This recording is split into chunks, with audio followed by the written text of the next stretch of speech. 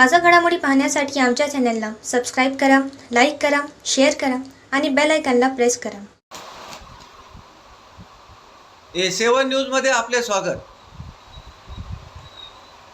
1435 वाहन चालकावर आकारला 15,46,000चा दंड. हिंगोली शहर वाहतूक शाखेची आठवड्यातील कारवाई. हिंगोली शहरात वाहतूक शाखेमार्फत मोटर वाहन कायद्याचे उल्लंघन करणाऱ्या चालकाविरुद्ध प्रभावी कारवाई करत भरधाव वेगात वाहन चालविणाऱ्याविरुद्ध 298 केसेस, 5,91,000 रुपये दंड आकारण्यात आले आहे.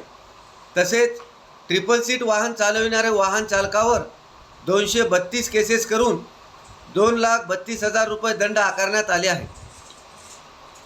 वाहन चालविताना मोबाईलचा वापर करणाऱ्या वाहन चालकाविरुद्ध 60 केसेस करून 79,000 रुपये दंड, तसेच इतर कलमान्वये 845 केसेस करून 6,44,500 रुपये दंड असे एकूण 1,435 वाहनावर 15,46,500 रुपये इतका दंड आकारण्यात आला आहे.